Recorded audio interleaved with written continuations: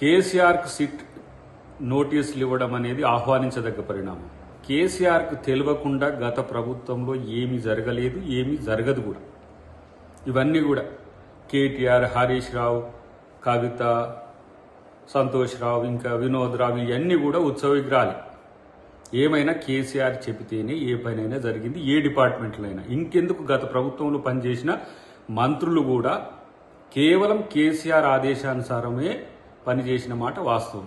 కేసీఆర్ లేకుండా phone tapping విచారణ అనేది జరగదనేది గతం నుంచి మేము చెబుతున్నది.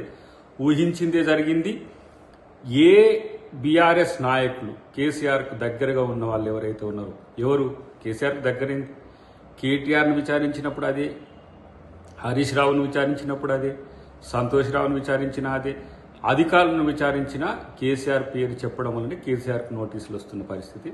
కాబట్టి ఇదేదో మళ్ళీ వాళ్ళు ఏదో కక్ష సాధింపు చర్యలు, రాజకీయంగా కేసీఆర్ని అబాస్ పాలు చేయడానికి రేవంత్ రెడ్డి గారు చేస్తున్న కుట్ర, ఇట్లాంటివన్నీ వస్తాయి డెఫినెట్గా. వాళ్ళు ఏంటంటే తప్పించుకోవడానికి, తప్పు చేసి తప్పించుకోవడానికి బీఆర్ఎస్ చేసే ప్రయత్నాలు అన్నీ కూడా ఈ 2 సంవత్సరాల కాలంలో అందరికీ తెలుసు. దబాయింపులు తెలుసు, బెదిరింపులు తెలుసు, డైవర్ట్ టాక్టిక్స్ తెలుసు, వాళ్ళేదో పెద్ద స్కాములు బయటపెట్టినట్టు నటించుడు తెలుసు, లేకపోతే ప్రభుత్వం మీద ఏ విధంగా బురద జల్లాలనే ప్రయత్నం తెలుసు. కానీ కేసీఆర్కు తెలియకుండా ఎప్పుడు ఏది జరగదనేది మాలాంటి వాళ్ళకి తెలుసు, ముఖ్యమంత్రి గారికి తెలుసు, కాంగ్రెస్ పార్టీకి తెలుసు.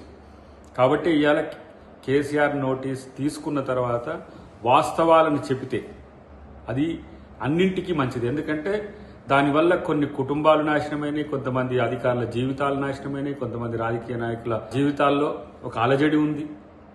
చివరికి తన రాజకీయ భవితవ్యం కూడా దానివల్లనే నష్టపోయిందనే విషయాన్ని వాళ్ళకి ఇప్పటికి అవగతమై ఉంటుంది. కాబట్టి అధికారం ప్రజలు ఇచ్చినప్పుడు అధికార దుర్వినియోగం చేయకుండా ప్రజల కోసం అధికారాన్ని వినియోగించడం పక్కన పెట్టి, రాజకీయాల కోసం సుదీర్ఘకాల రాజకీయ జీవితంలో అధికారమే ఉండాలనే ఒక కాంక్షతో, ఒక రకమైన అత్యాశతో ఈ పరిస్థితి వచ్చిందని నేను అనుకుంటున్నా.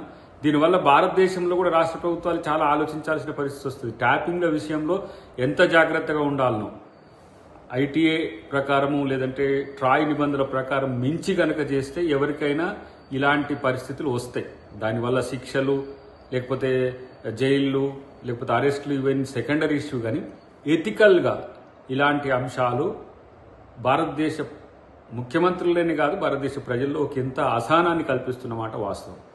ఎందుకంటే ప్రైవేట్ జీవితంలోకి తొంగి చూడడము, ప్రైవేట్ జీవితాల్లోకి ప్రవేశించడము, లేదంటే విపక్ష నాయకుల యొక్క బలహీనతలో బలాలు తెలుసుకొని వాళ్ళని బలహీనులుగా చేయడానికి చేసే కుట్రలు ఏవైతే ఉన్నాయో ఇది రాజనీతి కాదు, ఇది దొరతనం కూడా కాదు నాకు తెలిసి. ఇలాంటి భారత రాజ్యాంగ పరిధిలో పనిచేయాల్సిన వ్యక్తులు, భారత రాజ్యాంగాన్ని అమలు చేస్తూ పరిపాలన కొనసాగించాల్సిన వ్యక్తులు ఇలాంటి నీతిబాహ్యమైన, లేదంటే ఇంకా చెప్పాలంటే దిగజారే రాజకీయాలకు ప్రభుత్వాలను వాడుకోవడం అనేది మంచిది కాదు.